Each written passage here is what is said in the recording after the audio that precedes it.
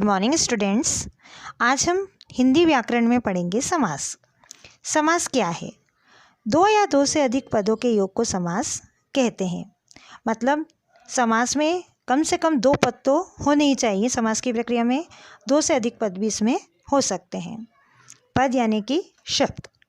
जो पहला शब्द होता है उसको हम बोलते हैं पूर्व पद, और जो दूसरा शब्द होता है उसको हम बोलते हैं उत्तर पद। और यदि कोई तीसरा शब्द हो समास में तो उसे कहा जाता है अन्य पद। उदाहरण यहाँ पे देखिए बच्चों, मैंने टेबल बना के इस चीज़ को समझाया है कि पहले समास है, फिर उसके बाद में इनके पदों को अपन ने विभाजित किया है। पहला पद यहाँ पूर्व पद है, फिर दूसरा पद उत्तर पद है, और समास को तोड़कर लिखना वो कहलाता है समास विग्रह। ये जो समास हमने लिखा है इसको हम समस्त पद भी बोलते हैं बच्चों। जैसे ये जो भरपेट यहाँ पर लिखा हुआ है इसको हम समस्त पद बोलते हैं। मतलब एक साथ लिखना समस्त पद कहलाता है, और समास को तोड़ना समास विग्रह कहलाता है। जैसे यहाँ पर दे रखा है भरपेट, तो इसमें दो पद है बच्चों, भर और पेट। भर यहाँ पर पूर्व पद है और पेट उत्तर पद है। यदि हम इसका विग्रह करें तो यहाँ पर आएगा पेट भर के। अब आप देखिए बच्चों, पेट भर के ये विस्तृत रूप में लिखा गया है। जब हम इसको संक्षिप्त रूप में लिखा तो हमने क्या लिखा है इसको? भरपेट। मतलब यहाँ स्पष्ट है कि समास की प्रक्रिया जो होती है उसमें जो शब्द होते हैं, पद होते हैं, वो संक्षिप्त हो जाते हैं। दूसरा देखिए बच्चों, सेनापति। इसमें पूर्व पद है सेना और उत्तर पद है पति। और जब हम इसका विग्रह करेंगे तो क्या हो जाएगा? सेना का पति। समास के भेद। समास 6 प्रकार के होते हैं। पहला होता है अव्ययी भाव समास, दूसरा तत्पुरुष समास, तीसरा कर्मधारय समास, चौथा समास द्विगु समास, पांचवा द्वंद्व समास, और लास्ट बहुव्रीहि समास। यहाँ पर इनका सामान्य परिचय दे रहे हैं बच्चों। उसके बाद हम इजी लैंग्वेज में इनकी डेफिनेशंस भी लिखेंगे। लेकिन अगर हम अव्ययी भाव समास की बात करते हैं तो इसमें पहला पद प्रधान होता है और पहला पद इसमें अव्ययी भी होता है। हम यहाँ पदों के आधार पर अगर इन 6 समास को समझें तो अव्ययी भाव समास में पहला पद प्रधान, तत्पुरुष समास में दूसरा पद प्रधान, और कर्मधारय समास में पहला पद विशेषण, दूसरा पद विशेष्य। द्विगु समास में पहला पद प्रधान होता है, लेकिन इसकी एक और भी पहचान है कि ये पहला पद इसमें संख्यावाचक होता है। द्वंद्व समास में दोनों पद प्रधान होते हैं, पहला और दूसरा दोनों का समान इसमें महत्व होता है। और जो आखिरी समास है बहुव्रीहि समास, इस समास में ना पहला पद प्रधान होता है ना दूसरा। इसमें किसी तीसरे, अर्थात मैंने क्या बताया था बच्चों, तीसरा पद यानी कि अन्य पद, इसमें किसी तीसरे पद की प्रधानता होती है। अव्ययी भाव समास। अव्ययी भाव समास की परिभाषा बच्चों, जिस समास में प्रथम पद प्रधान और अव्यय होता है वहाँ अव्ययी भाव समास होता है। मतलब यहाँ पर क्या है कंडीशन कि पहला ही पद प्रधान होना चाहिए और पहला पद अव्यय भी होना चाहिए। अब अव्यय क्या होते हैं? अव्यय यानी कि उपसर्ग जैसे ही होते हैं बच्चों, उपसर्ग का ही एक प्रकार है। लेकिन अव्यय की अगर हम परिभाषा की बात करें तो वे विकारी शब्द जिनका कोई अर्थ ना हो, मतलब जिन शब्दों का कोई अर्थ नहीं होता, उन्हें हम अव्यय कहते हैं। यहाँ अव्यय के कुछ उदाहरण भी दिए हैं, जैसे यथा, प्रति, भर, आ, इनका कोई मतलब नहीं होता है। तो अव्ययी भाव समास में यही इसकी पहचान है कि इसमें पहला पद अव्यय भी होगा, साथ ही ये प्रधान भी होगा। मतलब जिन जिन शब्दों का जिस समास की शुरुआत यथा से, प्रति से, भर से या आ से हो रही है वहाँ पर अव्ययी भाव समास है। ये आप पहचान के लिए इसका प्रयोग कर सकते हैं। यहाँ कुछ उदाहरण दे रखे हैं बच्चों, देखिए। ये समास जो है इसको हम समस्त पद बोल सकते हैं। ये टेबल में देखिए आप, फिर प्रथम पद है यानी कि पहला पद, फिर द्वितीय पद, दूसरा पद, और फिर ये विग्रह। मतलब इनको विग्रह किस तरीके से किया, जैसे यथाशक्ति। इसमें पहला पद क्या है? यथा, यानी कि ये अव्यय है, दूसरा पद है शक्ति, ये विशेषण है। और अगर हम इसका विग्रह करेंगे तो शक्ति के अनुसार। प्रतिदिन, यहाँ प्रति अव्यय है, दिन संज्ञा, मतलब पहला पद यहाँ पर भी अव्यय है, प्रतिदिन मतलब प्रत्येक दिन। भर पेट, भर अव्यय है, पेट संज्ञा है, और जब हम इसका विग्रह करेंगे तो आएगा पेट भर के।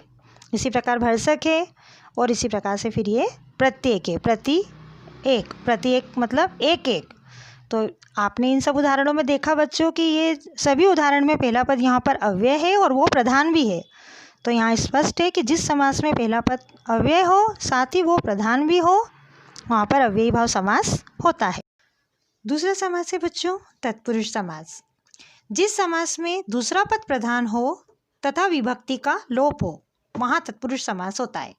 जैसा अभी अपन ने अव्ययी भाव में देखा कि पहला पद प्रधान था, लेकिन तत्पुरुष समास में कौन सा पद प्रधान होता है? दूसरा।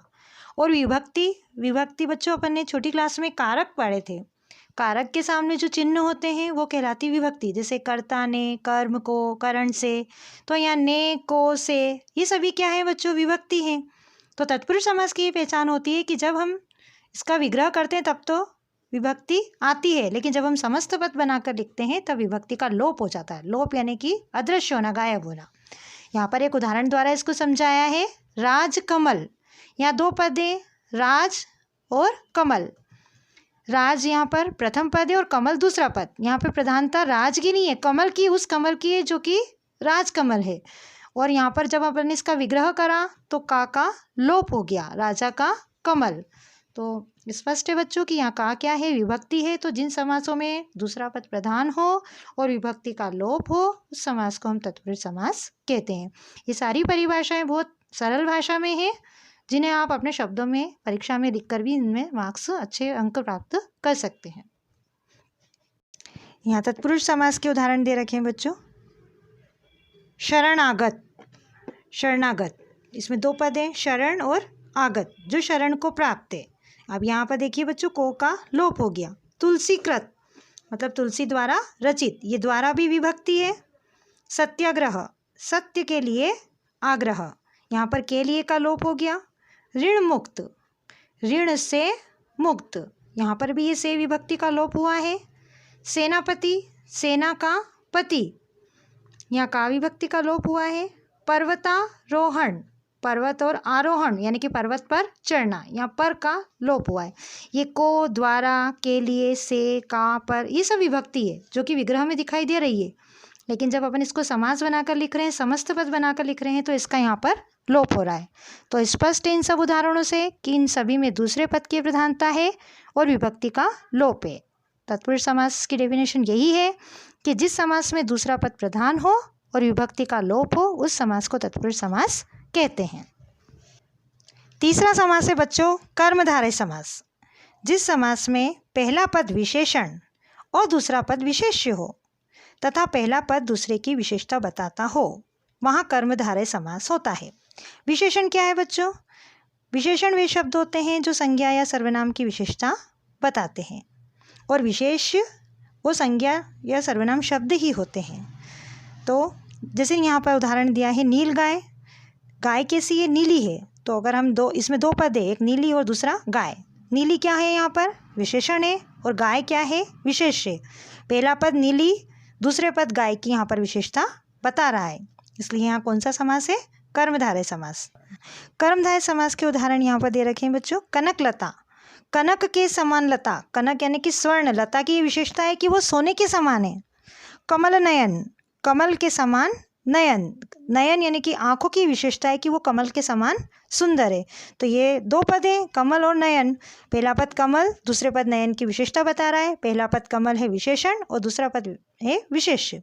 घनश्याम, घन के समान श्याम, घन यानी बादल और श्याम यानी कि काले, मतलब बादल कैसे हैं? श्याम के समान काले हैं। तो ये भी कौन सा होगा?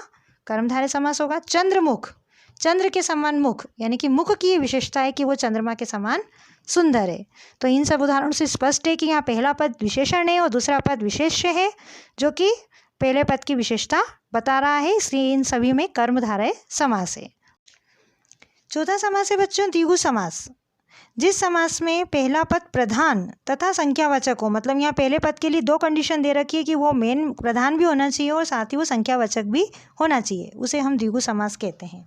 उदाहरण दिया है बच्चों यहाँ पर पंचवटी, पंच यानी कि पाँच, वटों का समूह, वट यानी कि वृक्ष, पेड़, तो जहाँ पर 5 पेड़ों का समूह या 5 वृक्षों का समूह होता है उस स्थान को बोलते हैं पंचवटी। इसमें 2 पद है, पहला पद पंच और दूसरा पद वट।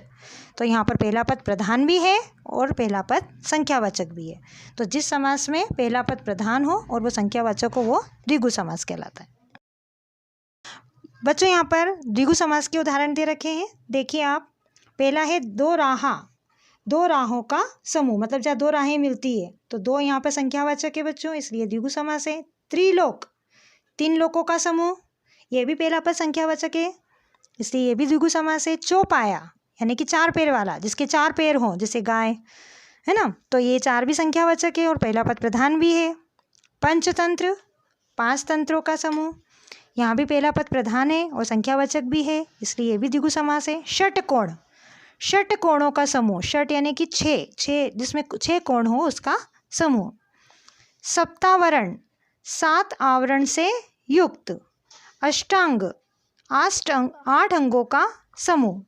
नवरत्न, 9 रत्नों का समूह। 10 मूल, 10 मूलों का समूह। इसके अलावा भी बहुत से शब्द हैं बच्चों, जैसे नवग्रह, 9 ग्रहों का समूह, मतलब वही सब शब्द जिनमें पहला पद संख्यावाचक हो, साथ ही पहला पद प्रधान भी हो। ये याद रखना, भले संख्यावाचक हो लेकिन अगर वो प्रधान नहीं हुआ तो वहाँ पर द्विगु समास नहीं होगा। तो द्विगु समास की ये पहचान है कि पहला पद प्रधान होने के साथ में संख्यावाचक होना चाहिए, तभी वहाँ पर द्विगु समास होता है। द्वंद्व समास, जिस समास में दोनों पद प्रधान हो तथा विग्रह करने पर वहाँ पर योजक चिन्ह का लोप हो जाता है, वहाँ होता है बच्चों द्वंद्व समास। जैसा कि नाम से स्पष्ट है, द्वंद्व, द्वंद्व यानी कि युद्ध। युद्ध किस में होता है? बरोबर वालों में, है ना। तो बच्चों इसमें पहला पद दूसरा पद दोनों पदों का समान महत्व होता है।